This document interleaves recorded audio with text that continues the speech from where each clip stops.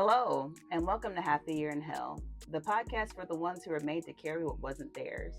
This is a place where we speak from the underworld and help you make your way on out. This podcast is for educational purposes only. It is not a substitute for therapy. We are licensed therapists, but we are not your therapist. This podcast is for education and liberation, not diagnosis or treatment. Some episodes contain strong language and content related to trauma. Viewer discretion is advised. Explain. Hey, y'all. We're back. Oh, I usually do the intros. I want you to do it today. no. Go ahead and stop. Hey, y'all. I'm Aunge. Hey y'all, it's Aunge in the editing room. I just wanted to insert in here since we had a little flub in the beginning of the episode. If you know a scapegoat, please share this information with them. They may need it. Anyway, back to the show. And welcome to our podcast, Half the Year in Hell. I'm Aunge. And I'm Sasha. And we're both therapists. I'm a licensed marriage and family therapist. And I'm a licensed professional counselor. I'm based out of Maryland and Tennessee, and so is Sasha. And we're here to talk about scapegoats and what it's like to be a scapegoat and about getting out. So today, we were like, what should we do? We're running out of ideas. Pause. Hold on one second. Wait, no, don't pause the video. Also, the first thing that I want to talk about is we got a new barber, and these cuts are so crispy. I'm not going to say his name because I'm not sure if I want y'all to know where I live. He's so good, though. He's so good. Shout out to our new barber. Shout out to our new barber. All right, continue. Hope you're having a good day, my guy. Uh-huh. I lost the episode title, but that's all right. We're going to make it up as we go. Well, what we're basically here to talk about today is what it's like to be a scapegoat and be the caregiver. Because most of the time, if you're a scapegoat, you end up being the caregiver. And everything that goes with that and how confusing it is. And obviously, we know a lot about this because we are therapists, so we made it into a whole entire profession, becoming a caregiver out of being a scapegoat. So say it like that. I mean, it is what it is. That is what it is. So let's chop it up. So I really wish I could remember the podcast title. I'm gonna have to put it in the actual episode, but it was good. ChatGPT said, "Hey, I got y'all," and Okay. I was like, "All right, this is good." All right. But yeah, I think that we might have referenced this in an earlier episode. I don't remember, but we talked about the joke about therapists being career codependents. And it's one of those things where my clients will come in and they'll be like, I'm codependent. And I'll be like, hey, sis, guess what? This job that I'm doing, had to learn a lot about boundaries in the process. And also the fact that I'm in it, it probably comes from some of my trauma. Let's talk about it. I am thinking about really how being the caregiver makes you a scapegoat in the family system. I don't really know which one comes first, but I feel like often what happens is that you are, I guess, maybe I'll take the lead with this one today, even though you came up with the topic. It's okay. I guess I'll kind of take the lead on this one because I have been really a caregiver in so many ways for so long, right? And so I think like when I'm thinking about this, I'm thinking I cannot take this away from the idea of Black mothers being scapegoated and how they become a scapegoat in the family. But I think mothers in general often become a scapegoat in the family. I think there's so many dynamics that happen with this, but I think mothers often become the scapegoat. I think that dads often have the role of being the hero. And so when I'm thinking, this is coming in so many layers for me right now. And so when I'm thinking about when people come in and they're really angry with their family of origin, because I'm a family systems person. So I usually start with a genogram. I really encourage them to look at, is their mom really the terrible person, or is their mom really the scapegoat? Sometimes the mom really is a terrible person, but sometimes the mom has been the scapegoat, because I think the socialized role of mother, I just think the role of mother as a social construct, not actually just like a person who gives birth to some other being, Mhm. but the role that we've socially constructed around it with Mother's Day and all this different kind of stuff like that. Mhm. Um, you automatically default to becoming the scapegoat. I think that makes a lot of sense. I think it makes sense based off of marginalization, Hmm. and I think it makes sense based off of the idea that you mentioned the father being the fun parent, but also I think that we talked about something that happened to you where someone was like, "Hey, you're here to make him look good," Yes. instead of he's not acting right. So like, Yes. what does it look like? It's happened to me, and I've had so many clients come in and say that. Mhm. Yep, Mhm. yep. You are definitely supposed to be there to make him look good. You're supposed to make him look like he's the great parent, and that's what your role is. Mhm. But I also think it even goes further than that when I'm thinking about socially what people expect of you. And I think about how, as a parent, for me, Mhm. I felt so tied in so much of my work and dealing with my shadow in my own, analysis process Mhm. is like, what's it like for me not to be responsible for what my kid's outcome is in life? I'm always thinking that I have to be completely responsible for their outcome. Mhm. And also, I think the other part of being the caregiver Mhm. is you're always seen as the mean one. Yeah. I think like when I think about love and the definition of love, I think everybody who knows me knows how much I love bell hooks. Mhm. And when I think about her and M. Scott Peck, and they talk about that definition that I repeat so many times, and I'll probably repeat it so many times for this podcast, of like love being willing to sacrifice yourself for the spiritual and emotional development of another person. Okay. Bars. Okay. And so I think about that, and I'm thinking about like how when you are raising someone Mhm. and taking care of them, and you are actually trying to make sure that they turn out okay. Mhm. I see this so many times that you get cast as the bad guy Yeah. because you've been trying to worry about not if the person likes you, Mhm. not if they're happy, Mhm. but if they're actually a good person and they're Mhm. healthy and they know what they need to do, how you get cast as the mean person. Yeah. And I also feel that this happens culturally. I'm going to go ahead and go with it now. I'm going to be vulnerable. I'm really nervous about this and anxious about saying this. I feel like this, I find this to be really true culturally when I think about the relationships between Black men and Black women Mhm. often. I think that there is this idea that Black women are often being too hard on them when they're actually worried about their safety. Mhm. We are actually worried about their safety. Mhm. And I think that they will have a feeling that, like, oh, you're being a bad person. And I think part of the role of scapegoat culturally, as I experience myself as not only having been a scapegoat in a family, in many family systems, but also when I think about myself as a cultural scapegoat, Mhm. it feels like I'm always the person that is towing the line, Uh-huh. you know? And now we're talking about bars, and I'm thinking about when I met you the first time, Mhm. and this person asked us, and I would love for you to just continue off of this if you can, but you can talk about whatever you Okay. want I'll to. see if I remember it also So, because my neurodivergence gets in the way of my memory. right. Go ahead. So this person said we both introduced ourselves with they them pronouns. Uh-huh.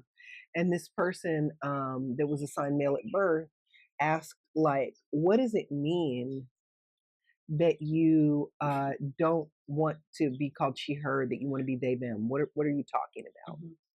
And your answer, that like I was just like, oh, I got to know this person more. Oh, we were in supervision. Yeah, yeah. Yeah. You said it means that whatever you think a woman is, don't associate me with that. And I feel like I love, again, bell hooks, right? I think about how I was revolutionized by really reading her work in I, Woman, Mhm.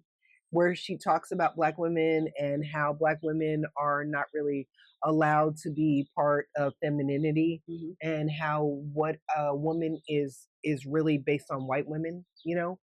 And so I'm thinking about how I moved into my pronouns from that place of like, okay, y'all, I don't, whatever y'all have idea, I don't want you to project it on me, because as a Black person, I don't have access to that. Mhm. And I don't have access to being whatever it is, right? And that, like, gender as a social construct is made without Black people in mind, right? So now I'm thinking about, I think it's Harry Zayed. My Gender is Black is a great article Mhm. where he talks about this. Mhm. And so I wonder if you want to say more about that, or if you just want to leave that there and talk about something different. One, and this is a really cute story. Sasha and I would do this thing where like we met virtually for the first time. And one of the things that we would end up doing is we would call each other like once every 6 months and have like a 3 hour phone call. Mm-hmm. Had no idea that like I maybe had a crush on this person. I'm assuming that you didn't either. But yeah, that was a really interesting experience because it was one of the first things that you said to me when we had actually like met in person, and you were like, "Oh, like you had the courage to like have this whole process and like come out and do it." And I was just like, I didn't think it was courage. I just like don't like when AMAPs ask me that Yeah, question. yeah. And I think one of the things that comes up for me is you talked about like this parent role where you have there goes our chips, R.I.P. Where you talked about go ahead, Purse, live your best life. You talked about how we default as the mother being the scapegoat and the father just being like the fun parent. And I think about how it's also generalizable to like just being an APAP person in a system that puts AMAPs on the pedestal. So you're supposed to be this person that's taking care of everyone. You're supposed to be this person that's doing all these different like organizational tasks. You're taking care of people. You're doing like the emotional labor around it, Mm-hmm. and you're supposed to be light and fun at the same time. Yes. And then you have like your AMAP like cousin or little brother that comes in and he's the life of the party and everybody loves him, but he doesn't have all this like other stuff going on behind the Yeah, you have to scenes. be the buzzkill all the time. You have to be the buzzkill. So you have like, let's say your auntie is like, oh, I drink Hennessy and I get a little, wild in these streets. And you're like, hey, I think that you broke your ankle and maybe you shouldn't climb up on this tower because you might fall off and like break your neck or something could happen and you don't have insurance. So maybe let's not do that. Not that Uh-huh. insurance says anything anyway. And then everyone in the family system is like, oh, you're a bad person. I can't believe you would say that. Why would you even bring that up? Like, Mm-hmm. she's perfectly physically fit. Like, her cane is not going Not to her fail her. cane, baby. But like, it's one of those things where it's just kind of like, so you want me to be the container of keeping everyone safe in the system, but you don't want to listen to me. You want to be able to use me as a receptacle for your anger. Mm-hmm. You want to call me a buzzkill. You want to do all this different stuff. But also, how often are we having this thing happen, the get together or whatever it is, without me being central planning it? Right. Like, Right. it's a really confusing thing to be in. Right. I'm Because making you grumpy because I'm like, you forgot this and you need to do this and you need to do that. And yet I'm the one that has to make sure everything gets done. you have to be the one that makes sure everything gets done, but you're also the one that is getting blamed because people are not allowed to have fun. Uh-huh. Uh-huh. Uh-huh. So the fun is going around and smashing mailboxes, and you're like, hey, didn't you just do X, Y, and Z, and maybe you don't need another warrant out for your arrest? And Right. they're like, whoa, I don't understand, like, why you would come over here and like you're basically making people be in reality, and that's why they're Yes, angry you're at you. constantly waking people up. Mhm. You're constantly waking people up and making them be in reality. And I think that is the fact that you are in reality, right? This is where the scapegoat role seems to deepen to me, I think. Mhm. When I'm thinking about it, it's like the more you're scapegoated, the more in a different reality you are from other people. Oh my gosh. Yeah. And so you're like, you may have had a trauma or something, but now being in the role itself is a trauma. Mhm. And so it's like you're trying to tell people this is what's going on, Mhm. and they're getting angry with you because you're letting them know what's going on. And I just like, I don't know how to do this. I'm a systems person. And so, like, I know this is probably a risky thing for me to be saying right now, but I feel like it's a huge issue culturally, like in this country. And so I think when I am thinking about Kamala, that's a whole way in which a person who is a scapegoat, right? Maybe not in, I don't know what's happening in Kamala's life. I don't know what's happening in Kamala's life individually. But what I immediately saw was Black people assigned female at birth, especially those one who perform femininity, are made in scapegoats in society generally. We broke it, come fix it. Right. And we broke it and come fix it. And so there's this really screwed up role where almost in some ways like you become a professional scapegoat, because it's like you're supposed to do the rescuing, and people are giving you positive regard for the rescuing. People are proud of you. You're doing everything wonderful. And you're in this weird role. Like, why would they put this lady out here to have to deal with what she had to deal with? And why would she choose to, other than we're socialized to be scapegoats? Why would she choose to do this? Like, you're putting somebody in a situation where now they have to solve everything, save everything, rescue everything against a country that really doesn't want to be changed, right? Does not want to stop being so narcissistic. And she's not going to be able to do anything right. And people really thought that they were doing something very positive when they were for her. And I was like, so y'all have moved somewhat out of patriarchy, but instead of actually wanting a mother and a healthy mother, all y'all can imagine, because these systems of oppression, they are so rigid that they screw up and just fuck up everybody's imagination, right? That's one of the main hallmarks when people are like, how do we know everything's in collapse? Because people are lacking imagination right now, and the only thing people can imagine is not a healthy mother, but a mammy. Because there was no point in this where anyone was honoring Black women in that. That was not what was happening. It was like, we're going to put her out here. We're going to put her out here in a very weird way, in a very half-assed kind of way.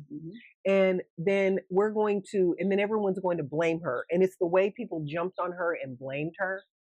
I just was like, oh, there's so many people in my life that will never be able to see me. And also, I am so glad that I stepped away from performing femininity. And people really feel like it is a right that they have to you doing that and to you showing up. And so when people are asking questions about my gender change and those kind of things like that, it's like, no, I absolutely, no, I do not want you to project onto me. That is just setting me up for a further form of scapegoating in the way that society is set up right now. I think it's really interesting, not interesting, it makes sense that you use Kamala as an example, because what ended up happening is everyone was like, no, we don't want Joe to run, put Kamala in. Oh God, Kamala's in. Like, what does this mean? Okay, we're going to go vote for her. Oh, she lost. She's a bad person. Well, we don't know what happened. And it's just like, it goes through this cycle over and over again. And I can think about even in my workplaces where I've been like, okay, here's this way to maybe make this more efficient, or here's this way that we can do it better. And there's pushback and there's argument. And it's like, this is a bad idea. And here's someone stealing the idea. Here's someone using the idea. Here's someone continuing to be abusive because you're like, hey, this is what's happening in the system and this is why it's not functional. Yes. And then you leave. Yes. And then you leave the system and you are like, okay, y'all don't want me here. I got it. It's time for me to go. Y'all don't want to hear anything I have to say. You don't want to hear anything that I have to say. So then when you leave the system, everyone is trying to get you to come back into the system because they're like, oh, but like you were really fun, or oh, your ideas are really good, or oh, whatever. Well, and then they're also like, you actually, everything fell apart and it was terrible because you weren't here. What do you mean? You told me you didn't want me here. You came over here. I'm gonna use the fish metaphor because that's what we're doing this season. All right. You slapped me with a frozen goldfish. It was one of those big ones. A koi? Is that what they call a big goldfish? Uh-huh. Okay. You slapped me in the face with a giant koi, and it's frozen. Also, you killed it because you're a sociopath. That's super. Okay. All right. But like, you're wondering, as I have this fish print on my face, why I left, and you're wondering, as you've been abusive, as you have done all these things to tear me down, as you've laughed at all the things that I come up with, as you've done, et cetera, et cetera, et cetera, why I've left the system. Uh-huh. So I'm supposed to be this container for all this warmth and all this joy and all this happiness. I'm supposed to be a container from keeping you from doing dumb stuff that's probably not going to end well. I'm supposed to be a container for your anger so that you can take it out on me. Because you don't want to go cuss out your boss or whoever else that you need to hold accountable. And you're doing all these different things that are abusive, and you're looking at me and you're saying, so what's wrong with you that you don't want to be a part of the system? Why aren't you a team player? Why don't you want to be a part of this family system? Why don't you want to continue to date this person who keeps slapping you in the face with a koi? I'm thinking about what's coming up for me while you're talking is like this whole idea of like the fact that people are projecting. Because what I was thinking about how we've had this happen in organizations, and we've also had this happen in our last neighborhood where we lived. So like we were the only two we were the only two black people on the street. The only two black people, the only two, I'm assuming, queer people. I think that's what I was thinking. I'm like, okay. But anyway, we were the two visibly black queer people on the street. And, things have been going on in this country right now, and it's been really hard. And I think this is a good time to talk about projection. Okay, let's do it. You're talking about the people across the street with the colonized lot. Yeah. So, like, we have these people, and I think this is where people get really confused, where they do not understand that they are still projecting, and this is the Kamalification of the country. Like I was super annoyed the whole time it was happening, because when you are seeing someone, you can actually turn someone into a scapegoat while pedestalizing them. Because what's happening is that you are seeing a person, and this is what I tell people as a black person, as a black AFAB person, for me to go out the house, it's exhausting. Oh my God. It's when I get ready to go out of the house, it's extremely exhausting. And the reason why is because people are looking at me, and rather than seeing me as a human, they have ideas about me. And some people think that they're doing a really great job by having a lot of positive ideas about me. Oh my God, you must be so smart. You must be so wonderful. You put me up on this pedestal, and I've had partners do this to me too. No, I'm not going to say to partners. I don't think those people are partners. Beep. Do this to me. Am I being too on the nose? Okay. All right. Okay, we'll bleep it. Go ahead. Okay.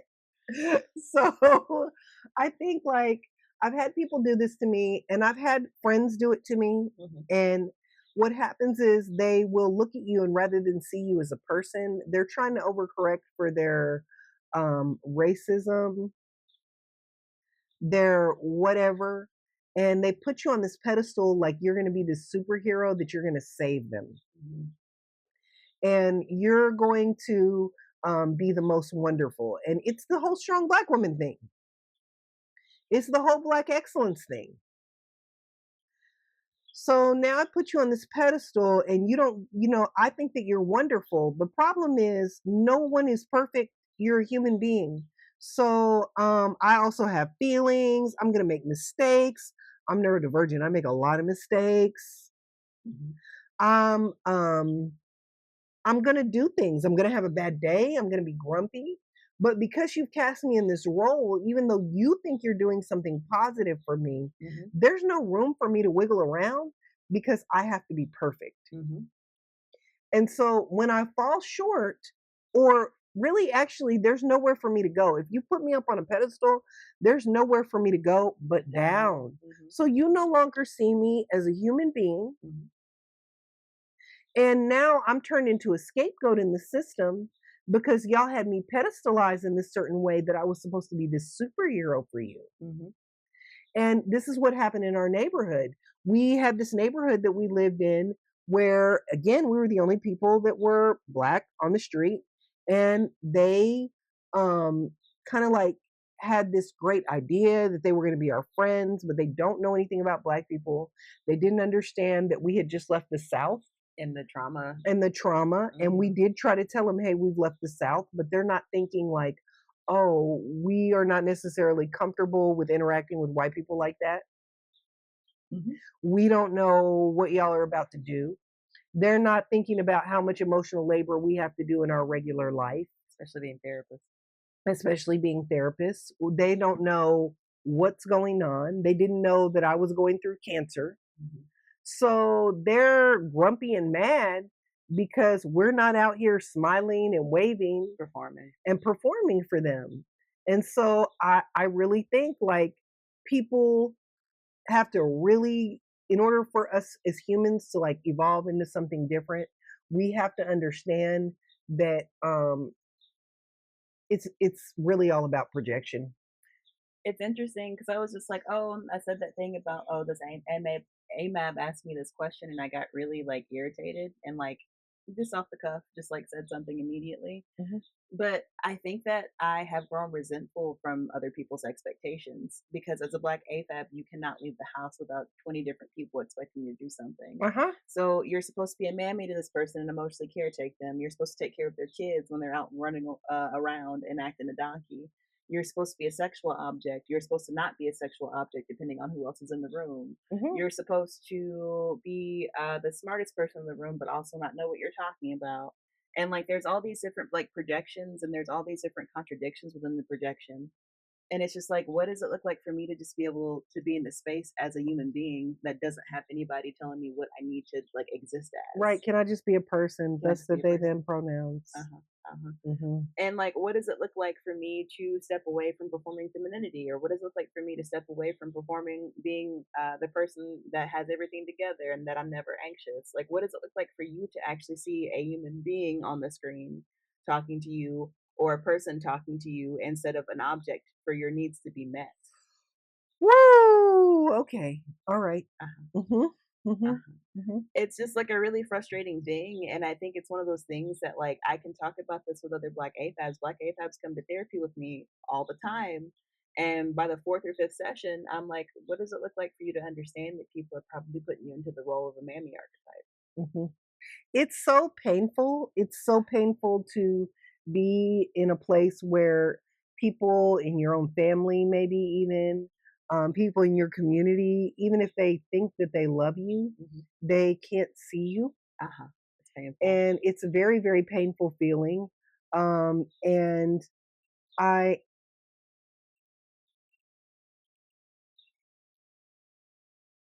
yeah, it's just a very painful feeling. Well, this is the thing that comes with it, right? On top of it being painful and lonely, because that's what you're experiencing. People are not actually connecting with you; they're connecting with the object. Who they think you are. Yeah, yeah. They're connecting with who they think you are. They're It's connecting. sorry. No, keep going. It's the isolation that comes with it, and then it's this thing where it's just like I'm here to siphon off all your energy. I'm here to do all these harmful things, and I still expect to be in community with you. Mhm. I still expect for you to show up for me all the time, even though it's not a reciprocal relationship. Mhm. And by definition, it's not going to be a reciprocal relationship because usually this person has more privilege in one way or the other. They might be straight, they might be lighter skin, they might be whatever, Mhm. right? And sometimes people that have more privilege than you can, or that have less privilege than you, can also be a scapegoat in their system. So don't latch on to that one part. Mhm.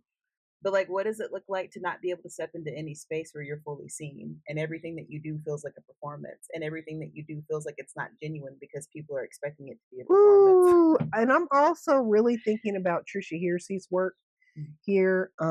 Rest is resistance. I just don't know how we can have a conversation about scapegoats without talking about that really important work. And I think like that's mostly what I have to say on this topic here, really.